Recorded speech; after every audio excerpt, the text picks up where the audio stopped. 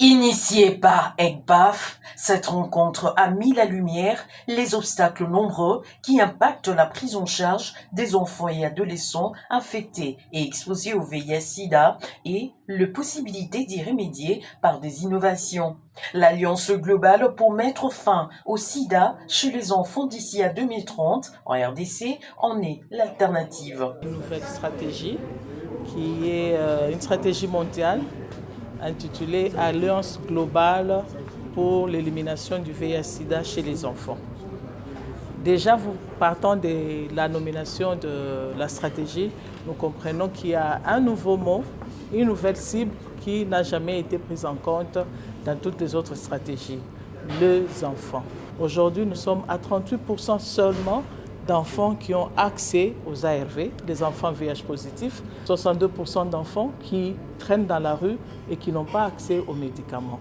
Et sur le plan mondial, c'est la même chose. C'est comme ça qu'est née cette alliance qui va s'échelonner sur 9 ans jusqu'en 2030. Pourquoi 2030 ? 2030, c'est la date de l'élimination que le NUSIDA s'est proposé, l'élimination du sida dans le monde.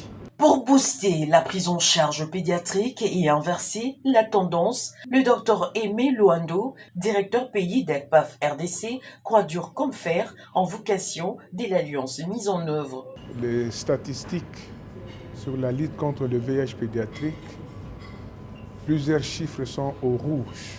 Et je pense tout à l'heure, le représentant du PNLS nous a dit que nous sommes à 38% de couverture pédiatrique, ce qui est assez grave.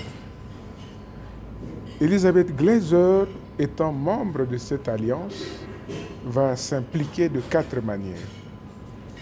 La première, c'est par rapport au plaidoyer. Ensuite, Elisabeth Glaser va contribuer avec son volet recherche.